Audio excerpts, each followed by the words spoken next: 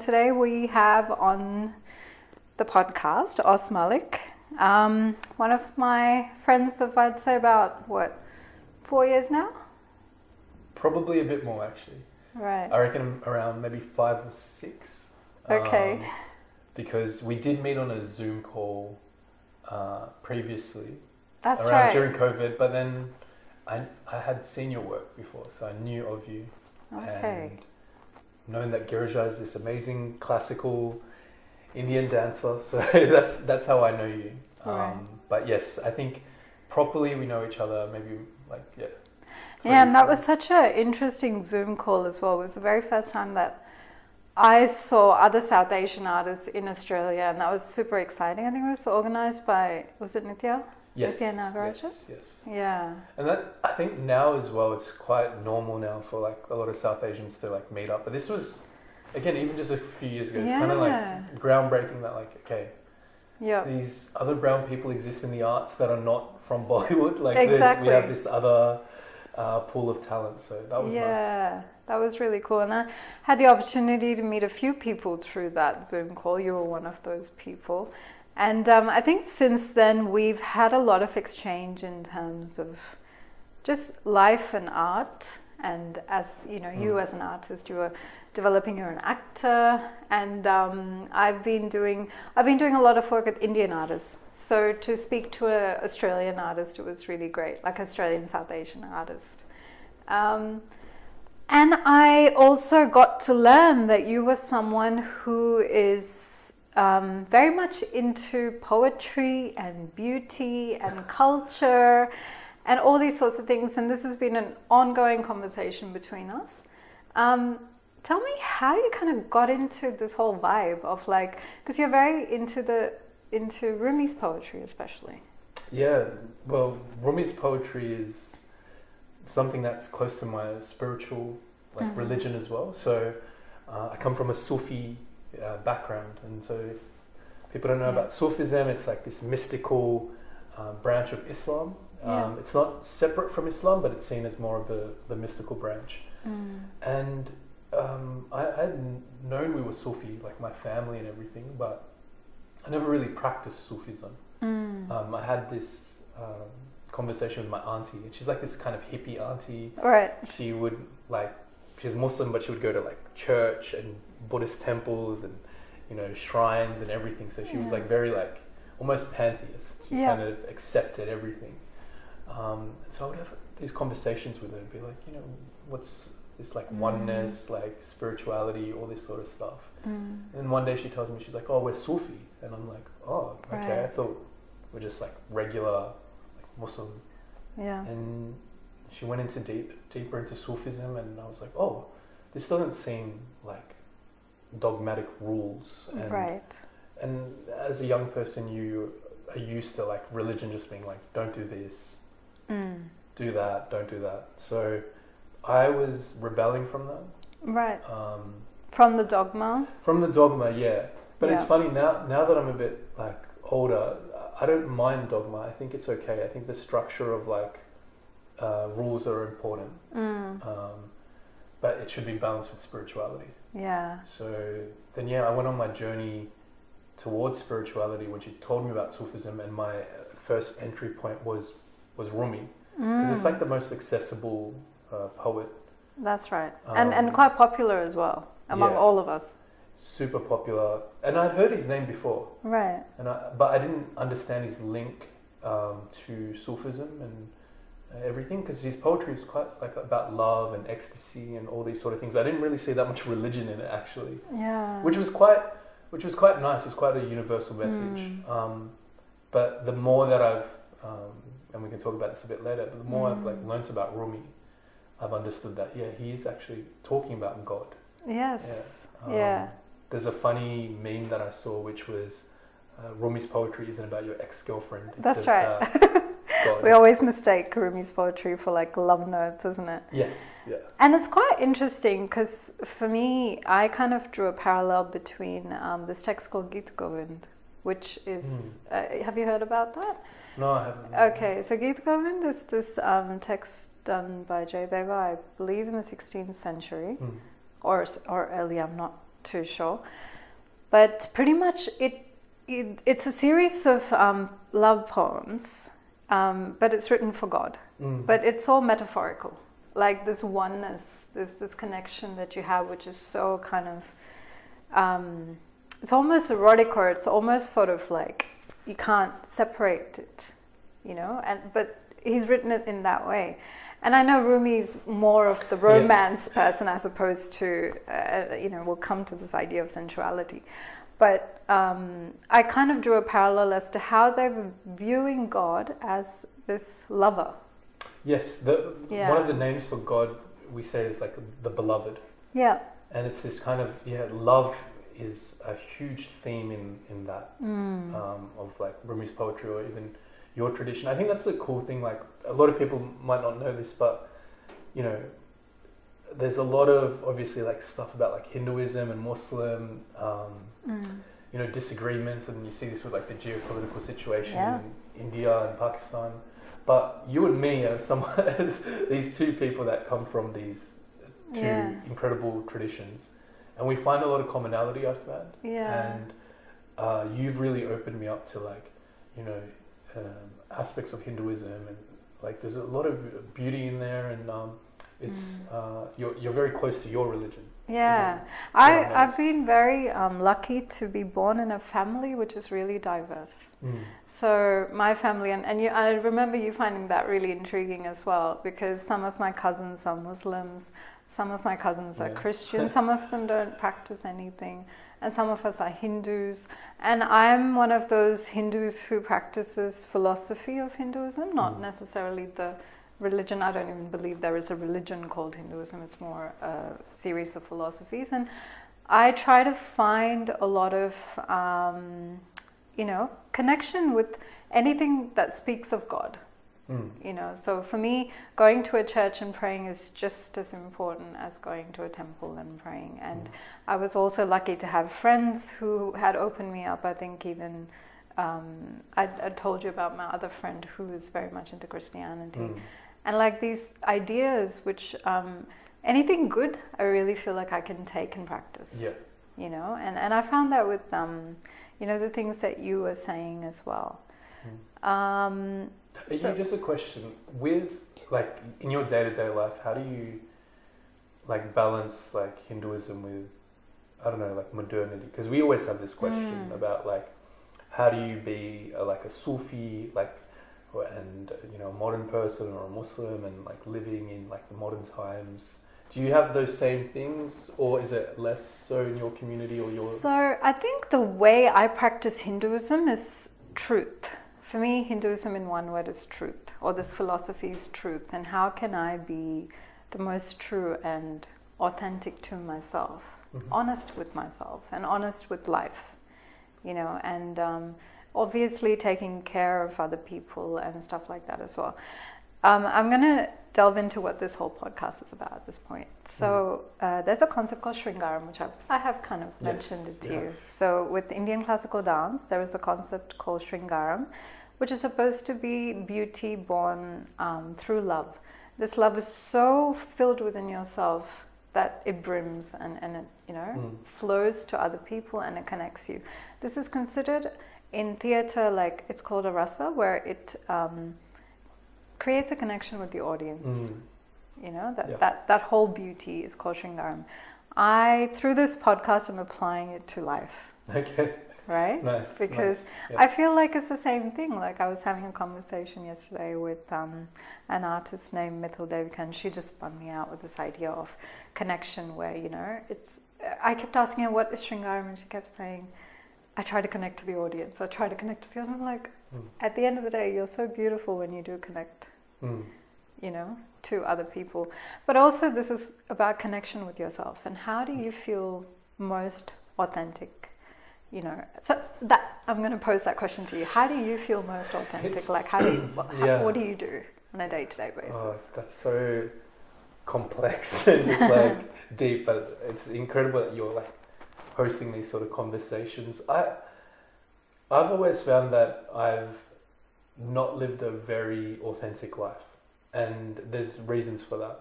because That's very honest of you, which is great. yeah, well, Commendable. it feels like a space to be honest.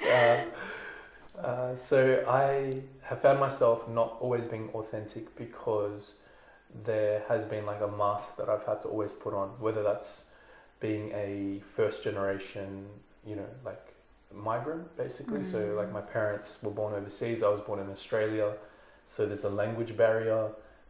You're one person at home. That whole code switching, right? That has been talked about at length, but it always comes up. It's like your identity around not being authentic self at home, and then your outside. What self. is authentic becomes a question, isn't it? Yeah. At that point. So there was that, and then there was also my identity with my society, my community in Australia, like being a minority. How do you be authentic when the minority that you're from is questioned constantly, or Correct. there's skepticism or even fear?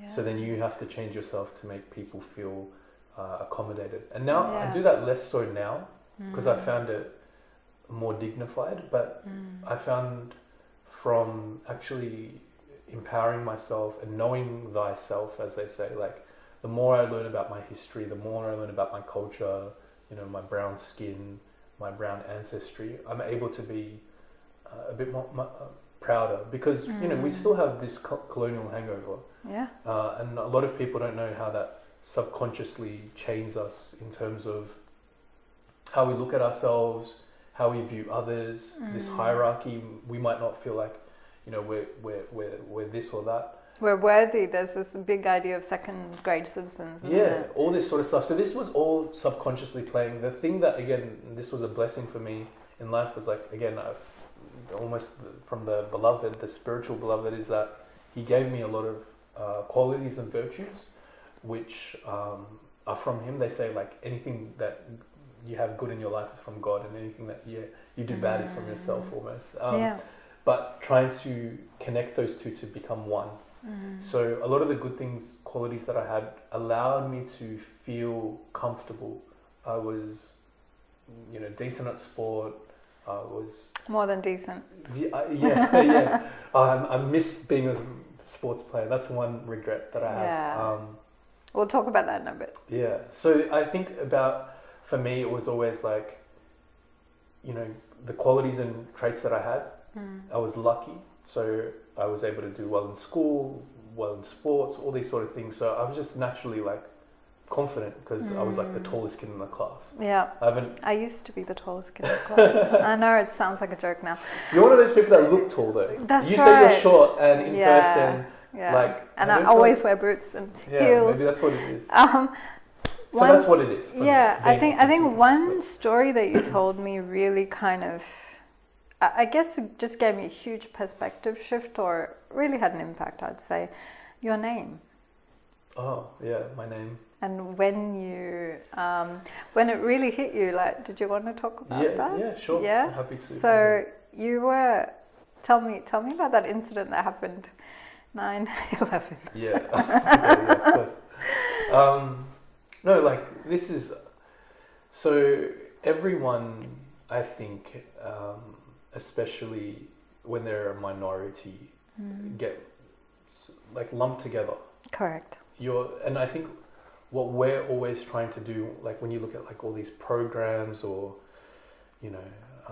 representation and all these sort of things about like, minority rights, all it's trying to do, like the end goal is how do we have dignity, and how does a person look at us as like Giraja and like me as like Oz, like how do they just see us as us rather than lumping us in with, the negatives. And it's always the negatives. It's never the positives, right? It's a stereotype. It's a stereotype. Yeah. And so me growing up, again, as like an Australian Muslim, I'm living in this post 9/11 world. And so 9/11, of course, like, tragic terrorist attack. But what happens is its ramifications end up coming to Australia through obviously like the media, and then fear of the Muslim community. And then also people start to question about like, what are your motives and all these sort of stuff. So then you as an individual are always like trying to give people therapy. You're like, oh, I'm not one of those, or I'm not one of that, etc. Because people don't want to know context. They just associate. You're constantly having to explain yourself. I was a United Nations ambassador at the age of 7. You know, talk about world politics, and it's funny now. I actually talk about world politics as a real world. God thing. was just setting you up. God was setting me up. I had my training in primary school. My There you teacher go. would say to me, she would be like, "Tell us about the Iraq War." Oh, I'm wow. like, "I'm from Narre Warren. You know? I'm like from this Melbourne suburb, Yeah. and I'm also like 8 years old. What are you like asking me? And I'm not even Iraqi." Yeah. So yeah. like all these things were happening, and then on top of that, so this is the context that we're living in, right? Like heavy media scrutiny, heavy fear mongering, stereotyping, and then the face of terrorism at the time is Osama bin Laden, right? And my name happens to be Osama. Yeah. So Which means lion, is that correct? yes, in Arabic Which it means is a lion. beautiful yes, name. Yes, so it means Osama, and it just happened to be the same name as this infamous terrorist who was basically the face of, at that time, a lot of people recognize that name, and that's what they would say. And as soon as I would introduce myself, or my name would be called out in the class roll, or I'm going to like a new soccer club or whatever, or any event as a kid, even amongst my own community as well, the first thing would be like, oh, Osama bin Laden, Osama bin Laden. Really? And like, once that awkwardness, 5-10 minutes of awkwardness, but it would always be there. Yeah. And I never got bullied to the extent where it really damaged me or anything like that. It was just that awkward moment every single time walking into a room and saying, oh, my name's Osama. Having to explain your birthright of a name. Literally, yeah. So then I ended up, long story short, when I was 18 years old, I had kind of decided I wanted to get into not acting, but media. Yeah. And somebody had told me that, I remember a teacher telling me this, they said, you'll never, I was talking about politics, and they said you'll never be elected as Prime Minister because of your name. Oh, wow. So a teacher just said this to me, and he was laughing. Yeah. And I remember just hearing that, and I remember my name would be associated always with negativity, and if I wanted to put myself out there, then I would have to change my name.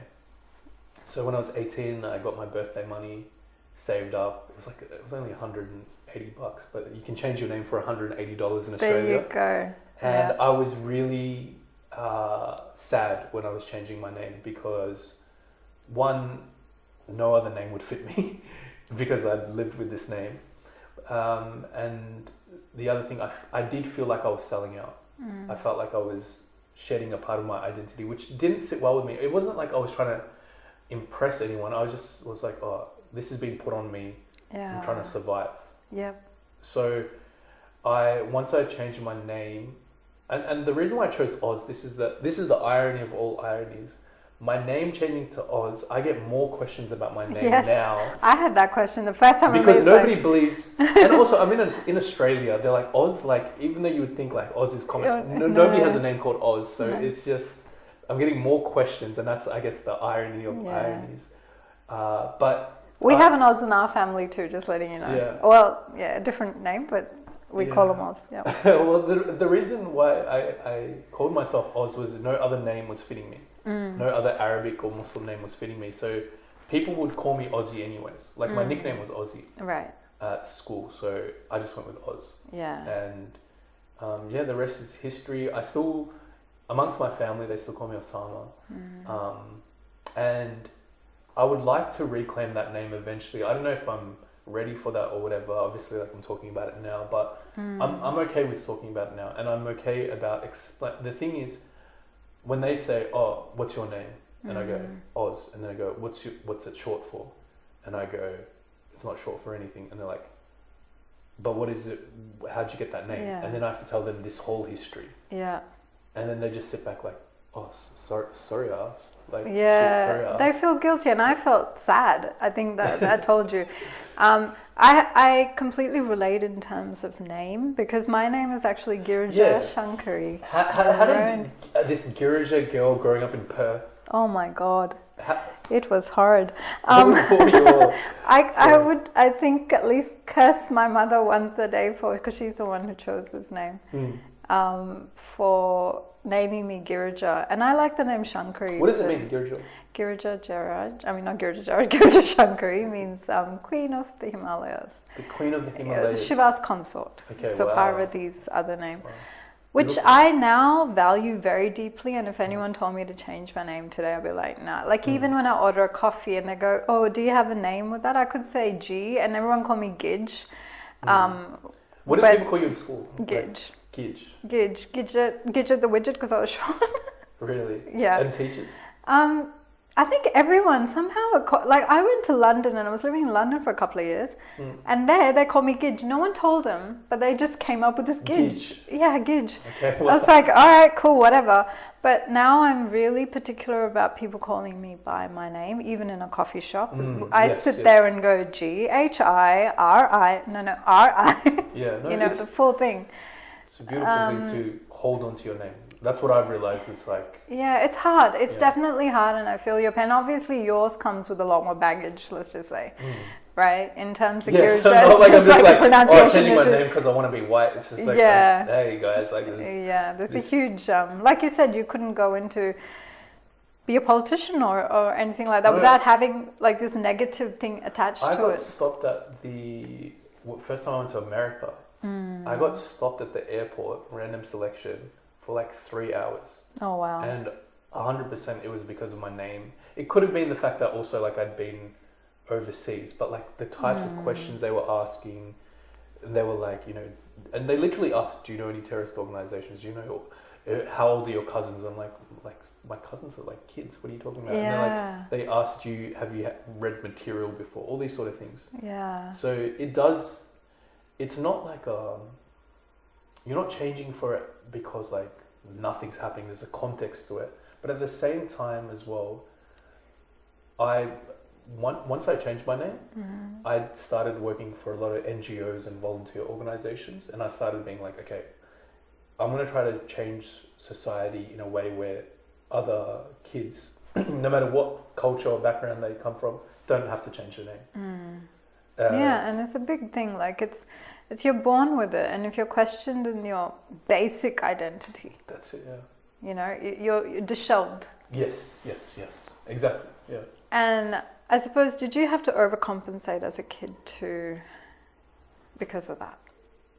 Well, what do you mean? Like, did you have to be nicer because you were worried that people would think yeah, badly of yeah. you and things like that? Massively. Like you, I think you have to show, because I went to a school which was predominantly white. Mostly the people there were not religious, and I'm walking into this school with a name called Osama. I'm 6'1". I'm brown. Also, I've got like a mustache at that age as well. Like Right. I'm very like a hairy kid. Right. So in that context, and also the voice.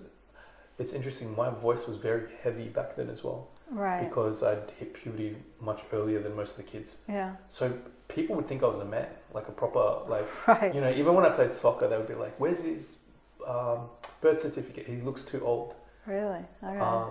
So I looked much older when I was younger. And so I had to always make myself small. I had to always make myself like, couldn't really tell what I was thinking. One, because, you know, how are they going to view it?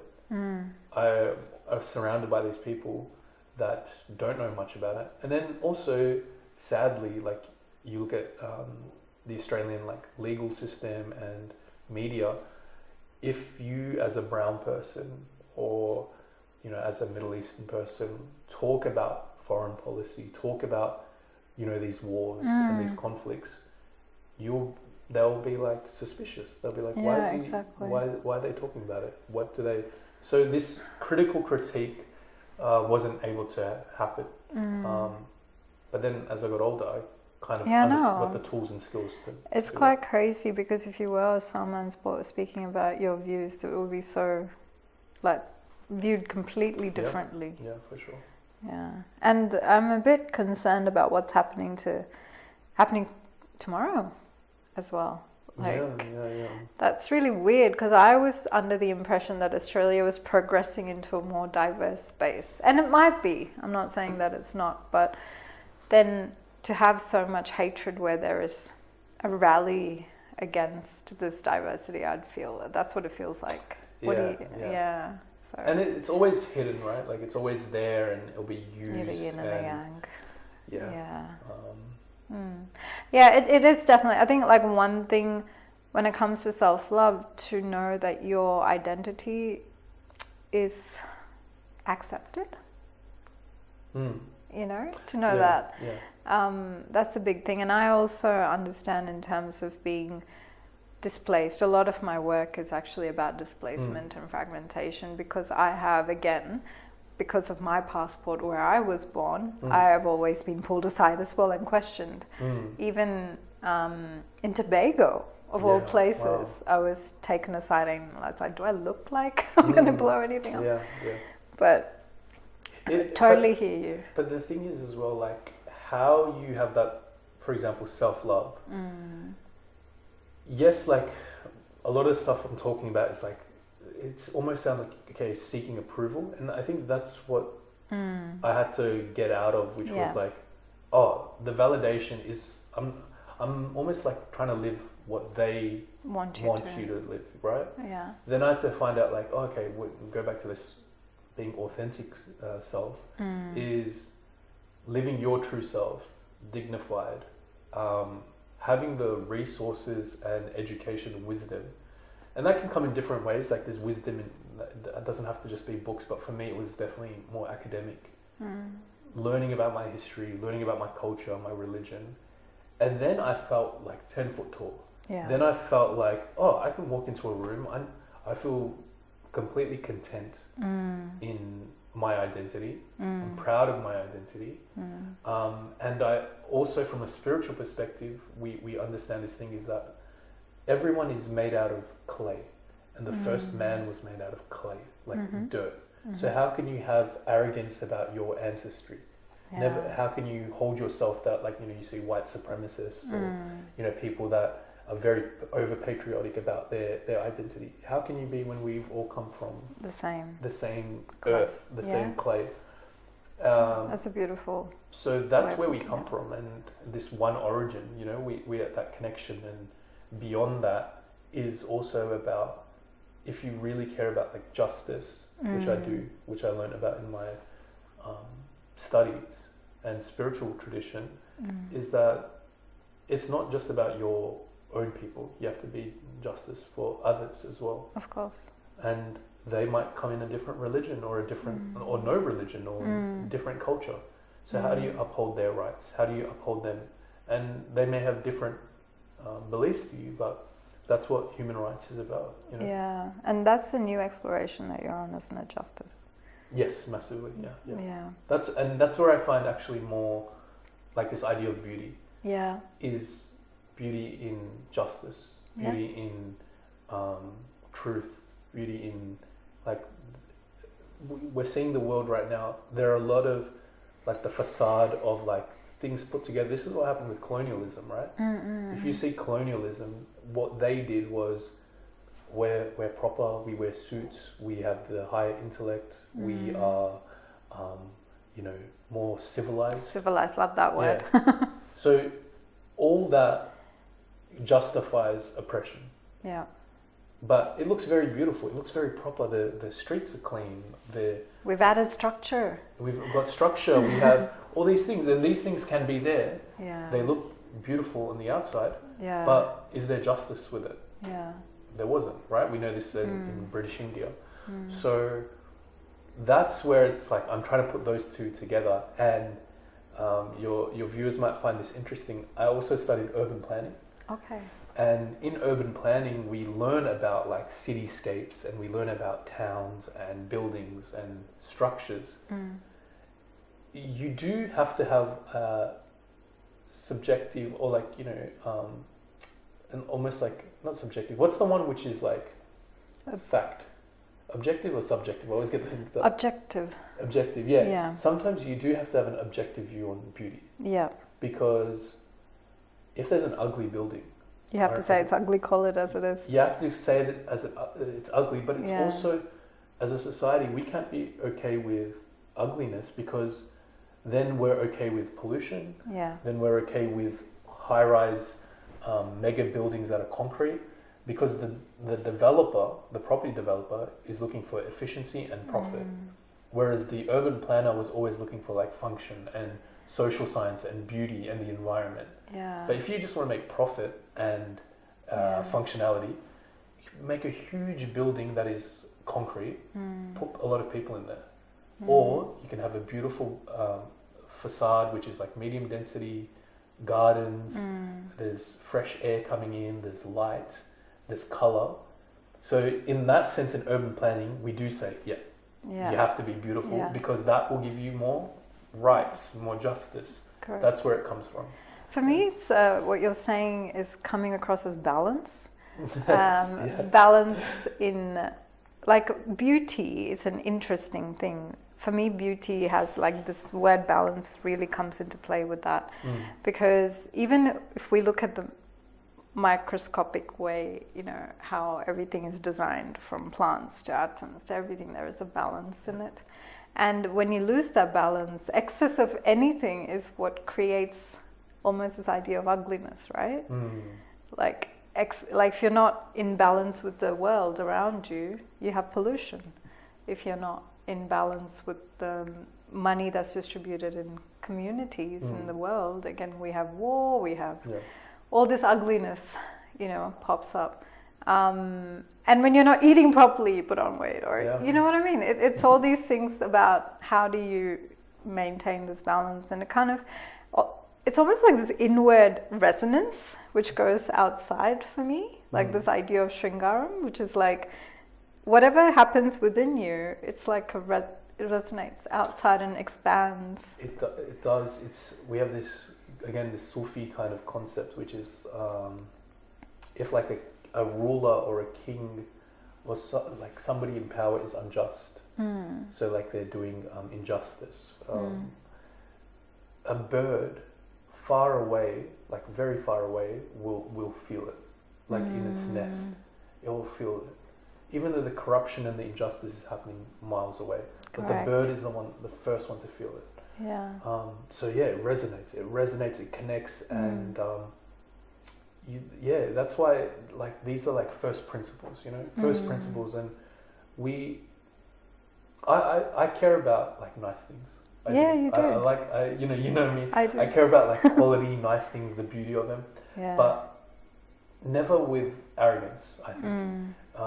A philosopher, his name's Alain de Botton, he says that when you see someone in a Ferrari, you shouldn't be jealous of them. You should actually feel sorry for them. Because what they're saying with that Ferrari is, hey, I need this to feel better, and I feel really sad, so look at me, I'm in this flashy car. That should be your reaction, like, oh, he's in a Ferrari, not like, oh my god, he's in a Ferrari. But we flipped it, right, because of status and material things.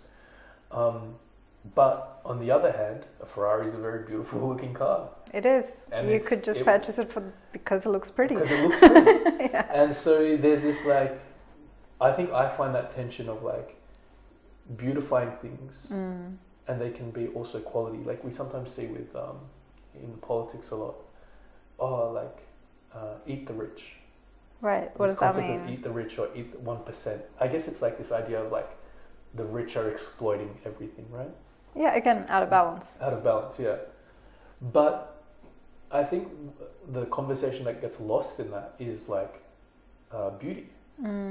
Like, okay, let's make sure, again, can you have things that are not wealthy and that are fair for everyone, but let's make it quality, you know? Let's make sure that the beauty standards, our buildings, our architecture, like the things that we do, wear, that they're beautified. That's a really important thing that I think we're missing in this conversation. But yes, that resonance will come through beauty. People will look at you, people will connect with you if you're you've got those qualities and traits. And for leadership especially, if you want a leader, they should be beautiful and speak well and these sort of things. They should. It should be a quality of them. Yeah, it's nothing to brag about. It's a skill set required to, execute the role, I'd say. In terms of leadership, you have been that, like you said, a spokesperson for politics since the age of 7, and you were also quite involved in sports. So you were if I recall correctly, the cricket captain, the football captain, soccer captain. Yeah. Continue. Yeah, I played tennis as well for a bit when I was juniors. Yeah. And then I stopped playing that. But it was mostly cricket, soccer, and footy. And at school as well was always the captains of the teams, but even at club level for a time. Yeah. So sports was it's such a great thing. I genuinely now being in the arts community. Or arts.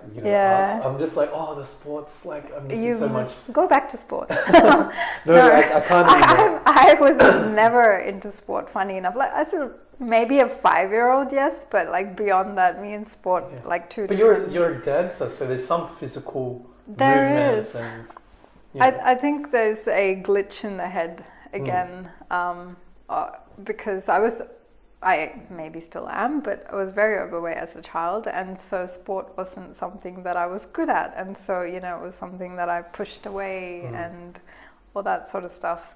But tell me, dance is in the Olympics, so maybe not the break dancing. Hopefully that's not what you're talking about. That break dancing, but tell me, you really pursued sport professionally or wanted to, and what happened, and how did you get your balance back? Yeah, so with sports, it was the dream. So sports was the thing that I saw myself as getting out of this identity crisis. I saw it as being a positive role model, and sports is very merit based. Yeah. Because if you're good, you're good. They don't look at your skin color, your religion, all these barriers that we have in our day-to-day life. And that's why you see that the African American community in America excels in sports, because it's not just because maybe physical and that sort of, it's actually because it's very merit-based sports. There's no barrier to entry.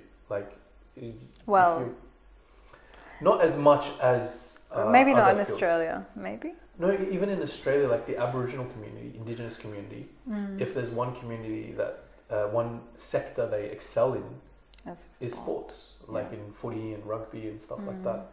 So it's much more. There's still a lot of problems. Don't get me wrong, even at grassroots levels and institutional levels, but more often than not, sports is very merit based, and so I felt like that was my calling. I really liked sports. I didn't have enough resources, and now I've realized a lot of these professionals or young people that become incredible, more often than not, they have a lot of resources behind them. Correct.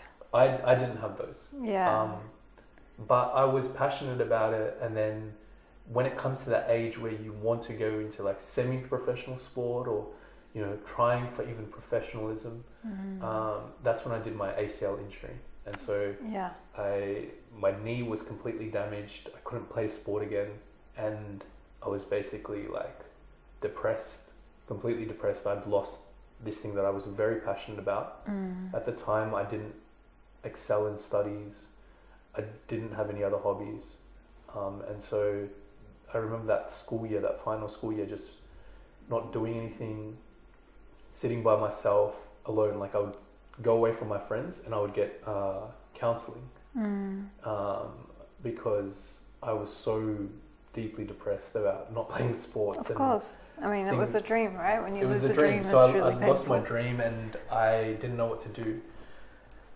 And then this funny thing happened, which was there was this end of school, those plays or productions. Yeah. And because I didn't have any extracurricular. Yeah. I just was sure, I'll write and act in this, and Yeah, right. I did it. You wrote.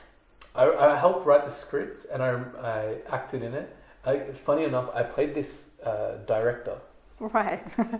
who was this very arrogant, those typical directors, and I wore classical director clothing, like the high socks and the hat Yep. and the vest and everything, had the chair, and I remember going to a costume shop and buying this, and I could tell I was like really into it. Yeah. Like I was like, oh, I'm buying this stuff, and I'd always loved films, like my history of like, I loved cinema and film, but this was the first time I acted on stage, and I didn't win this award, but I got a lot of recognition from my Sure. teachers and people that had come and were like, oh, you can do this, you can do Yeah. that, and that just put it into me that I'm like, damn, Yeah. maybe this is where I'm going to go, and then Yeah. that's how I got into it.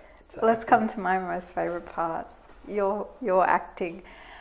You told me a story which really, really, again, stuck with me. Like these little childhood stories of yours, I think, were the ones that really stuck in my head about you.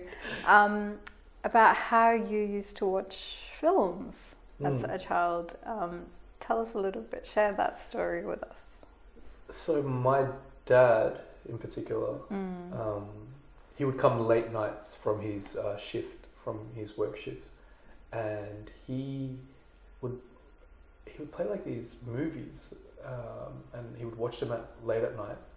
And because I didn't see my dad throughout the whole day, and I was like missing him, I guess, but I couldn't let him know that I was awake because it was past my bedtime.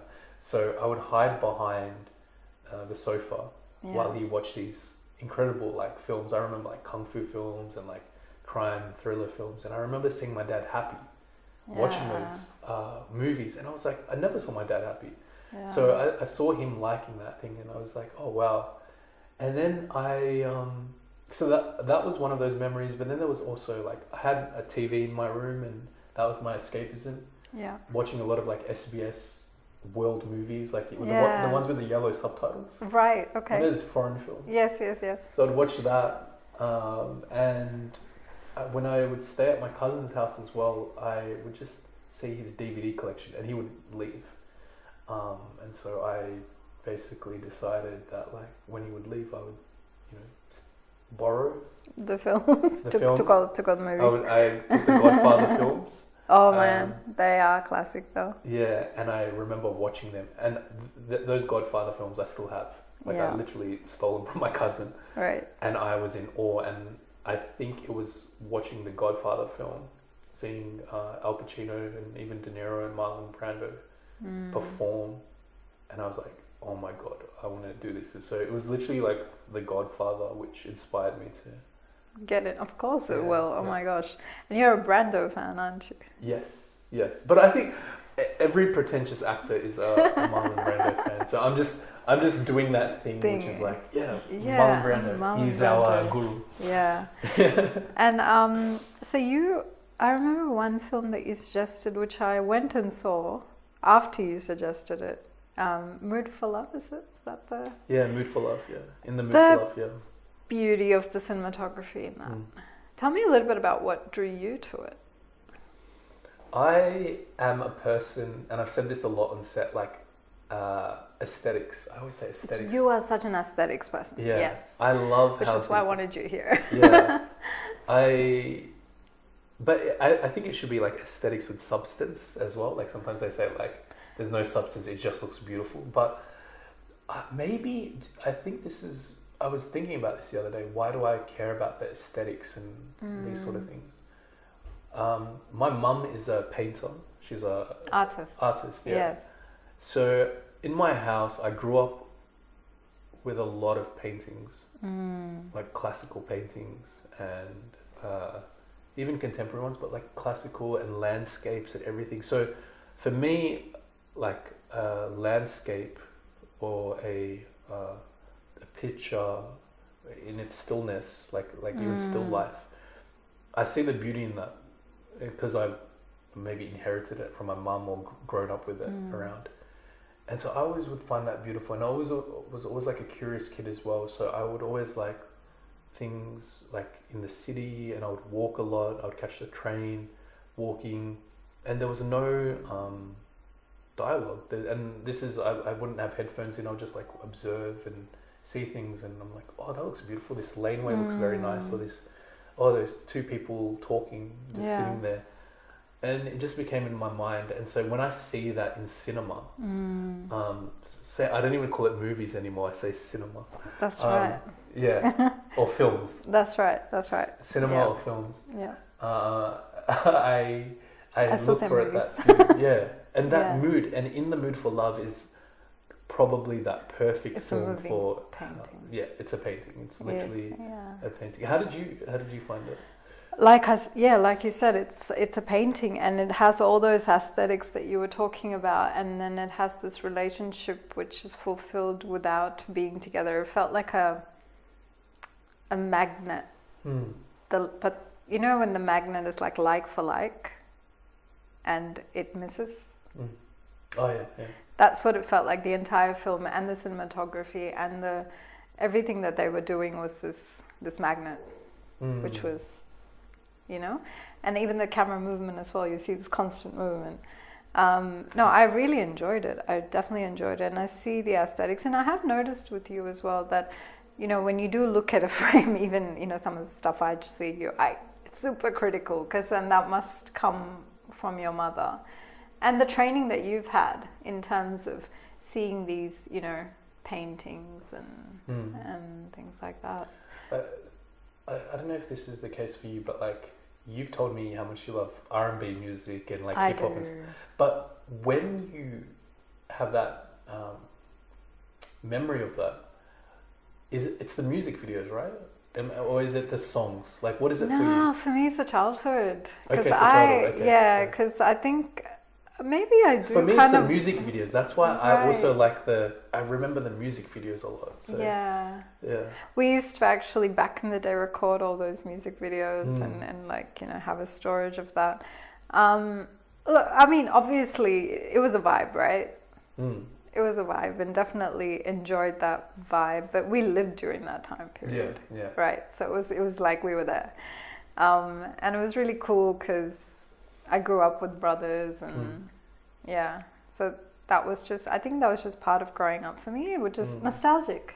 Yes, I think that's why I like, these kind of aesthetic things, because they put me into that kind of time capsule, but also it's nostalgic. Yeah. And I'm like, oh my God, that is beautiful. And I think coming into that world of film, but then also then YouTube and all these sort of things, it's like you're watching things from the past and you're like, whoa, that looks great, nostalgic. And you're just trying to recreate those moments. So music videos for me, from not only the 90s or like early 2000s, but then classical Indian Bollywood songs. Like, I love that. Yeah, I love that. And for me, that is also this nostalgic. I romanticize that, but it's just the aesthetic of it, and people in suits. In suits and just classy. There's something very elegant about it, and classy and everything. So yeah, for me the nostalgia, because again, I think it is a lot to do with family. A lot of my aesthetics and what I admire is nostalgia. I've noticed with you, your nostalgia again, something similar to mine. I escape into worlds which are ancient. Yes, you do. And temples are a thing, and for me it's like going into a temple and seeing a sculpture and wondering who did that sculpture. Was there a woman standing there who was, interacting with the sculptor? What's the importance of like the temple? Is it the building itself? Is it the outside? Is it housing the god inside? What's the importance of the temple? It's all of it. To my understanding, a temple is this energy space, right, where it's built in such a way that your negative energy turns into positive energy. And these mantras, because we believe that sound can cleanse your aura or your molecules, which has been proven scientifically as well. Right. So it's mantras are said constantly in certain times, and the deity, which is usually black stone, absorbs energy. So black absorbs energy. Right. So it's a very scientific thing in terms of going and you let your worries out and you cleanse yourself and you come out and you feel good. But also I've heard that temples were a social space. Mm. So people used to come there to learn about life, to interact with other people, to even find the right person for themselves. So it wasn't just like, it was encapsulating all of life. Yeah, so not just a social space as well. Yeah, not just so worship, yeah. and so you go there to feel good. It's like a nice Yeah. club. No, I shouldn't say that, but you know what I mean. But also bringing like, what is the concept behind like bringing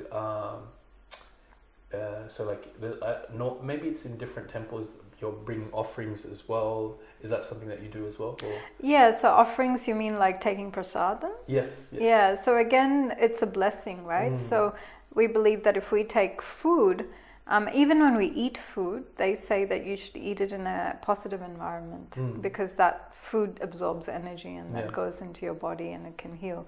Again, same thing when we do prasadam, we're taking into a space which is positively charged. Yes. So we take the food there, we take that positive energy, we put it into our body. Nice. So it's all kind of just creating this positivity around yourself, really. And is it a very like, do you feel once you've like left that space, is it more of a cleansing, a beautifying experience? Yeah. Yeah, for me personally, it definitely is a peaceful experience.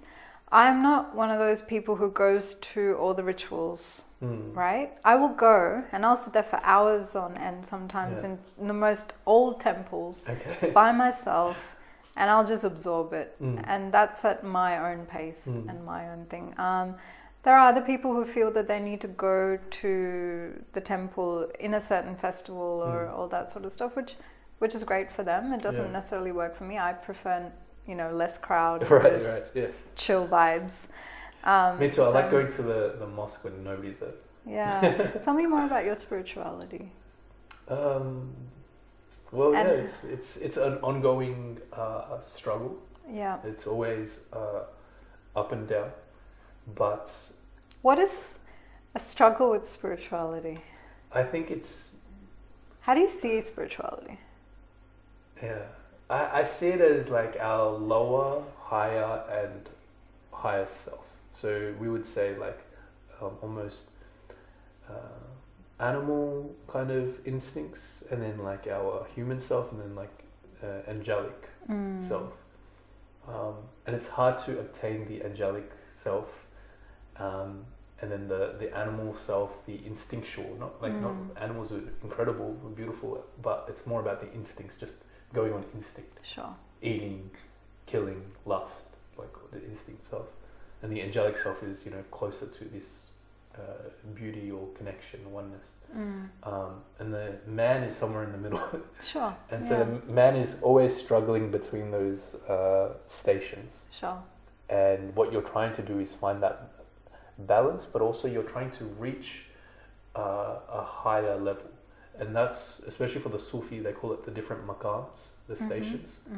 You want to get to the highest station, and the highest station being this sense of fana, which is ecstasy, or this sense of like complete oneness. Moksha, with everything around. as we call it. Yeah. Moksha. There's that nirvana. Yeah. It would be a concept as well. It's like just this complete oneness. And that is the purest self that you can get to. So that's, to obtain that, you're going through a struggle, whether it's cleansing yourself, whether it's disciplining yourself, whether it's restricting yourself sometimes, or whether it's doing good things. That's the struggle. Yeah. So in order to obtain Sringaram, you need to get to that level. Okay, yeah, pretty much, yeah. That. Yes, I would say yes. That is the most beautiful, like, connection with everything. Correct. And you have then intuition. Your intuition starts to hone in. We call it Noor, which is light. The people that get to this state, you'll just feel this light around them. And it's you notice it with religious people as well. When people are around very practicing or spiritually practicing, people, they feel lighter, and they feel that warmth, but also light that they're radiating. Yeah. And that Noor is because of the darkness is being washed away with light, and that's projecting and radiating. For sure. So yeah. Yeah. And on that note, why don't you tell me one of your favorite poems and why you like it? My favorite poem actually might be a fake poem. Well, it's not really a poem, it's more of a saying, but from Rumi's work. I remember the first thing that I read, and I remember it just hitting me so hard was like, what you seek is seeking you. And that has become my mantra for my life, what you seek is seeking you. I don't know if it's actually accurate. That it's Rumi? No, Rumi said something, like, because a lot of Rumi's poetry is mostly in Farsi, in Persian, and it's been translated into English. So the English sometimes lost in translation. Lost in translation, yeah. Aren't we all? But I think there's some truth to that what you seek is seeking you. I've been reading a lot of poetry recently, but poetry has this thing where it also, in a word that you read or a line, everything of your whole life can make sense in that moment once you read it. That's the power of it, right? Like you read that. So when I read what you seek is seeking you, I was going through a really difficult time. I wasn't connected and all these sort of things, and that was like the thing that connected me. This isn't really poetry, it's more scripture, but it's in the Quran, which says, verily do hearts find rest in the remembrance of God. So if you want your heart to stay not happy but content, remember the oneness, the beloved, and that's how you'll obtain your heart to find rest. And so that has also been a thing that's helped me. Yeah, that's really beautiful. What about for you? For me, I have Tamil poems, and I think it's been transferred from my mother, and it's called Thedichor, which is literally to say that, did you think I would live life, in a very mundane way? And anyway, it's one of those poems. Is it a classic Tamil poem? Or so it is a classic Tamil poem. If I were to translate it, Thedichor nidam tindru. So if I were to eat normal food every day, Palestinian kadaigal pesi, which means to gossip about people. Manam vaadi tunba mehaulandru. So sitting there feeling depressed about myself and all that stuff. Pirar vadas pala செயல்கள் செய்து, doing things to hurt other people. Nare kudi, getting old. Kilaparuvamethi, or getting grey hair and getting old. Kodunkutrikirena pinmayam. So then you just die after that. So doing all these small things and dying. Nan veelvenyan ninethayo, which is, did you think I was going to die like that? So I that really resonates with me. For me, that is beauty in life, where you get to live life to the fullest, but being more than just yourself and satisfying these little things for yourself and blaming the world, but to do something, anything to connect people or give love or anything to leave like it in that. a better place, to have a legacy. Yeah. Not even a legacy, just to leave it in a better place. Yes, that's true. Yeah, so that's me. Thank you so much. Thank you for coming to Melbourne. We're in Melbourne right now. Yes. How are you finding Melbourne? Oh, I love Melbourne. That's why I'm in my Melbourne traditional clothing of all black, by the way. And I've kind of followed suit. Followed suit, yeah. That's right. How are you finding Melbourne, being back again? Look, Melbourne has been second, third home. Like, I'm between Perth and Chennai and Melbourne all the time, and I feel at home in all these places. So it's a different vibe, but it's like a different side of me comes out here. I get to dress in winter clothes. Well, not that Perth is snowing right now. I don't know what's going on there, but yeah. No, I've always told Girija how much like Perth is so backward. Shut up. We're strange and this crazy land, but I would love to visit Perth. That's on the list, and you'll find so much peace when you come to Perth, And river, right? The river, the Walking on the river. beach, yeah, and lots of other meditative spaces. It's genuinely so far away. I feel like do you feel like you've come to another country? To Melbourne? Yeah, but then I'm always in different countries, so it doesn't. It's so far. Yeah, but it's beautiful. It's beautiful. It's peaceful. It's those things like you isolate yourself from the rest of the world when you're in Perth, and initially it can be quite daunting to have that, but it can also be a blessing to have that. It's like sitting inside a temple for me as well. Yeah. So that's the motto. So I hope you're blessed podcast. enough to come to Perth one day. Perth is our temple. That's right. That's the temple. No, but thank you, G, and like it's amazing what you're doing with this show and talking about like beauty, but also spiritual connection, how that works for other people. Because you know we're all different, but I think you're one of those people that I've met that upholds those virtues and values. You. So, yeah. I definitely try. I'm sure I have my bad sides, but I definitely try. And thank you. Thanks for being part of this. Thank you. Wishing you all the best in your new ventures, which a lot coming up, I'm pretty sure. Yes, inshallah. Yes. Okay. All right. Thank you. Bye.